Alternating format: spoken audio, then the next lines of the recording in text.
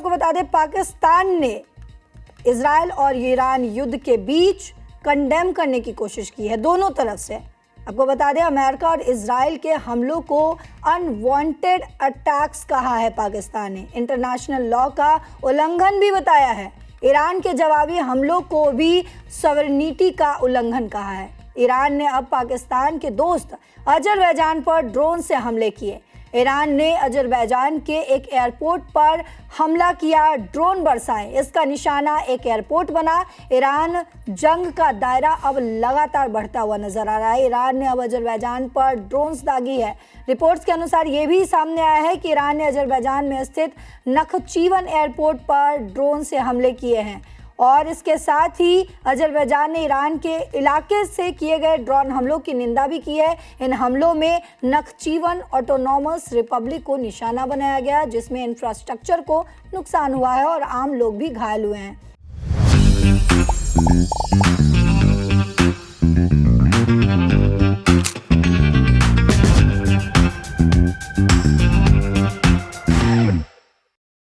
Azerbaijan Pakistan का दोस्त मुल्क है, जबकि भारत के खिलाफ लगातार बयान देता आ रहा है। सर, आपसे समझना चाहूंगी, जिस तरीके से पाकिस्तान और सऊदी अरब का डिफेंस पैक्ट हो चुका है 2025 में, और अब ये भी कहा जा रहा है क्योंकि ईरान ने जो है सऊदी अरब पर भी अटैक किया है, और अब पाकिस्तान के दोस्त मुल्क यानी कि अजरबैजान पर भी इजराइल ने अटैक कर दिया है। तो सीधा सा सवाल ये एक है सर आपसे कि क्या अब पाकिस्तान की भी इस युद्ध में जो है वो एंट्री होकर ही रहेगी? पाकिस्तान क्या मजबूर हो चुका है हर एक फ्रंट से? क्योंकि एक तरफ अमेरिका है जहाँ से उसको अच्छी दोस्ती रखनी है, अच्छा रिश्ता रखना है, दूसरी तरफ सऊदी अरब है जिससे वो डील करके बैठा हुआ है, 2025 में पैक्ट करके बैठा हुआ है कि अगर एक पे हमला होता है तो दूसरा भी जो है वो जवाब देने के लिए उसको तैयार रहना पड़ेगा। वहीं एक तरफ ईरान है, ईरान को जो है मानने वाला उसके ही देश के अंदर बैठे हैं, यानी कि पाकिस्तान के जो मुल्क के लोग हैं वो ईरान समर्थक है। तो हर एक फ्रंट से पाकिस्तान फंस चुका है। क्या लग रहा है सर कि अब सीधे तौर पर पाकिस्तान की एंट्री होगी इस युद्ध में? नहीं, पाकिस्तान का औकात नहीं एंट्री करने की। पाकिस्तान की हालत यह है कि उसके पास 2-4 दिन का ही तेल बचा हुआ है, और आज पाकिस्तान ने अपने यहाँ एडवाइस जारी कर दी है कि लोग अपना वर्क फ्रॉम होम करें, क्योंकि अगर ऑफिस जाएंगे, गाड़ी से जाएंगे, कार से जाएंगे, पेट्रोल जलाएंगे तो पेट्रोल तो उनके पास है ही नहीं जी। समस्या दूसरी है। समस्या ये है कि जिस वक्त जैसे ही इजराइल ने हमला किया, अमेरिका ने हमला किया ईरान पे, तो एक मुस्लिम कंट्री पे हमला हुआ है। इसको लेके सबसे पहले जो उसके खिलाफ निंदा करने वाला बयान था वो पाकिस्तान का था जी। देश में, पूरी दुनिया में 56-57 इस्लामिक देश हैं, जिसमें 2-3 देशों 4 देशों ने किया है, जिसमें सबसे पहले पाकिस्तान का नाम आया। बिल्कुल। अब बात यह है कि जब ईरान ने हमला कर दिया और ये लगा कि अब भारी पड़ रहा है, सऊदी अरब पे भी हो गया, कुवैत पे भी हो गया, कतर पे भी हो गया, हर जगह जब हमला हो गया तो सऊदी अरब और ये सब से उसको तेल का आपूर्ति होती है। उसको लगा कि भाई अब तो हम फंस गए हैं। तो अब जो है ईरान का भी हमला है, उसके खिलाफ वो उसकी भी निंदा कर रहा है कि ये गलत है। तो पाकिस्तान का कहीं कुछ है नहीं। जहां तक बात रही सऊदी से जो पैक्ट है उसका, मिलिट्री पैक्ट कर रखा है 2025 में सर, मिलिट्री पैक्ट हुआ था दोनों के बीच, और उस पैक्ट के तहत यही है कि अगर एक पे किसी ने हमला किया और इसी बात का जो है बार बार गिदड़भवकी देने की कोशिश कर रहा था ऑपरेशन सिंदूर के दौरान, सर आपको याद होगा कि सऊदी अरब के साथ क्योंकि उनका मिलिट्री पैक्ट है पाकिस्तान का, तो अगर भारत जो है पाकिस्तान पर हमला करता है तो सऊदी अरब भारत पर हमला करेगा, क्योंकि इन दोनों के बीच मिलिट्री पैक्ट है। हालांकि उस वक्त भी हमने देखा कि सऊदी अरब ने पाकिस्तान को यही कहा कि शांत रहिए, युद्ध जो है उसको रोकने की, सीजफायर करने की बात ही कही गई सऊदी अरब की तरफ से भी। कोई वैसा सपोर्ट हमने नहीं देखा कि सऊदी अरब ने दिया। लेकिन अब ये चर्चा जरूर होने लगी है कि जिस तरीके से ईरान बार बार अटैक कर रहा है सऊदी अरब पे, तो क्या पाकिस्तान मजबूर हो चुका है इस युद्ध में शामिल होने के लिए? क्योंकि उसकी खुद की अर्थव्यवस्था बेकार है, अपने देश के अंदर की जो हालात है वो बहुत बेकार है। तो क्या वो हिम्मत इतनी है उसके अंदर कि वो इस युद्ध में शामिल हो पाएगा? नहीं, मैंने कहा कि उसको औकात नहीं शामिल होने की। दूसरी बात, ये ऑपरेशन सिंदूर के बाद का है पैक्ट, जी। और इस पैक्ट के डिटेल्स आए नहीं हैं। हम्म। और इस पैक्ट के होने के बाद अफगानिस्तान और पाकिस्तान के बीच युद्ध हो चुका है, और अफगानिस्तान पाकिस्तान के युद्ध में सऊदी अरब बिल्कुल अलग हो गया कि भाई हम इसमें शामिल नहीं हैं, जी। और ये हम आप अपने खुद देखो। तो अब सऊदी अरब के लिए पाकिस्तान लड़ने जाएगा, ये संभव नहीं, क्योंकि ईरान बिल्कुल नजदीक में है पाकिस्तान के। और इजराइल सऊदी अरब के साथ ईरान से लड़ने का मतलब यह है कि इजराइल के पक्ष में जाना। और जो नीति ईरान की इजराइल को लेके रही है कि इजराइल खत्म कर देंगे, डेथ टू इजराइल, वही नीति पाकिस्तान की रही है। जी। तो वो कहीं से दिखेगा नहीं, वो बुरी तरह फंस गया है। और कहीं ये जो पैक्ट है, वो पैक्ट के तहत वो कहीं लड़ाई में जाने की स्थिति में हो, ये नहीं है। बात यह है, पाकिस्तान के सामने जो सबसे बड़ी समस्या ये आ गई है, अब जो वो समझने की, वो संभालने की कोशिश कर रहा है जी। कि ईरान पर अमेरिकी हमले की निंदा तो कर दी, लेकिन आईएमएफ से लोन भी चाहिए। जी। वो लोन तो ईरान दिलवाएगा नहीं, वो लोन तो अमेरिका से मिलेगा।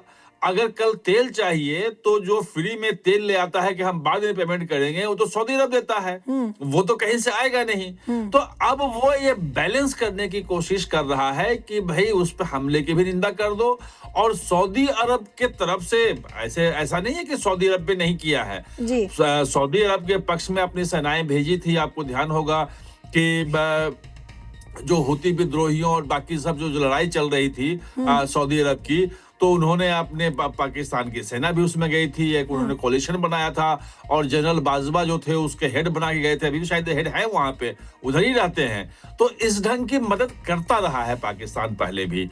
और मुझे ध्यान है कि 1979 में जब मक्का मस्जिद पे कब्जा किया था विद्रोहियों ने, और काफी लगभग 4-5 महीने उस पे कब्जा रहा था, तो पाकिस्तान की सेना गई थी और उसने वहां पे आतंकियों से मुक्त करवाया था उसको।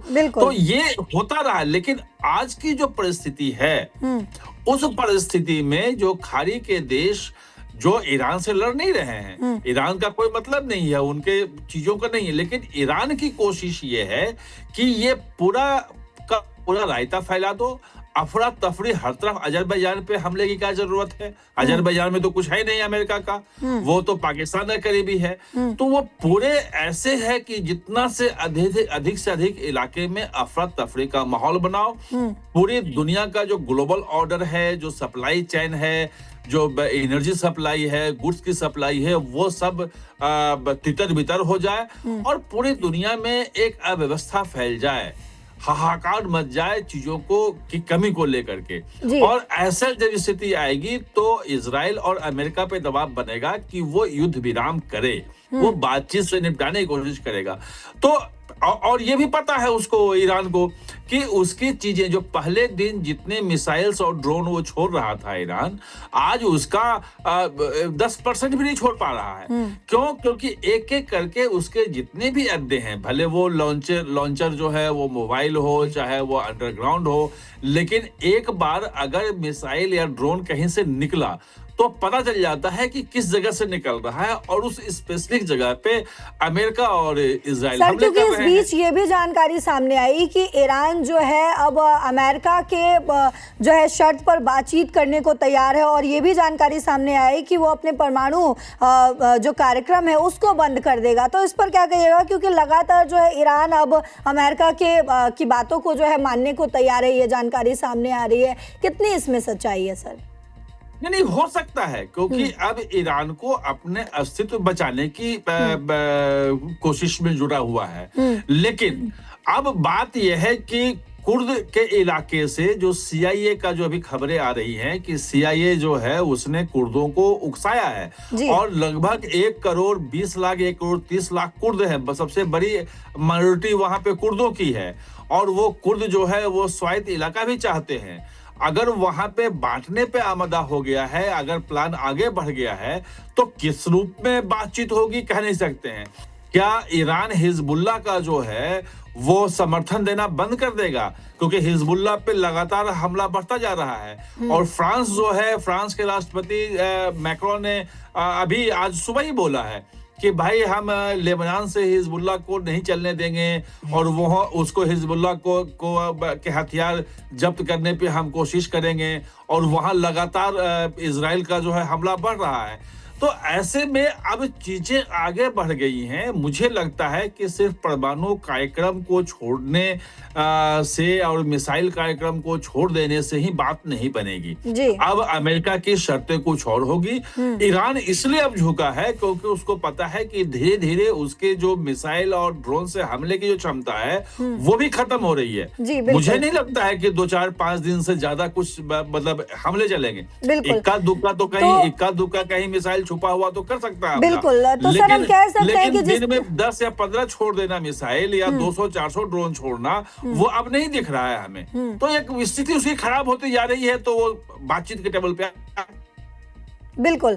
तो सर हम कह सकते हैं कि जिस तरीके से अभी इजराइल और ईरान के बीच युद्ध हो रहा है और पाकिस्तान इस बीच जो है लगातार फंसता जा रहा है, क्योंकि उसके पड़ोसी देश अजरबैजान पर भी हमला कर दिया गया ईरान की तरफ से, और क्योंकि सऊदी के साथ पाकिस्तान का मिलिट्री पैक्ट है, तो कहीं ना कहीं पाकिस्तान को अब मुंह खोलना ही पड़ेगा। हालांकि वो शुरुआती समय से ही इस युद्ध की जब शुरुआत हुई तब से ही वो कुछ ना कुछ पाकिस्तान की तरफ से बयान सामने आ रहा है, लेकिन कैसे वो इस मिलिट्री पैक्ट के तहत जो मिलिट्री पैक्ट है उससे कैसे वो बचेगा और कैसे इस युद्ध में शामिल होने से खुद को रोकेगा, क्योंकि उसकी जो अर्थव्यवस्था है वो पूरी तरीके से डगमगाई हुई है। अपनी औकात में रहते हुए वो कैसे काम करेगा, ये देखना बेहद ही दिलचस्प होगा।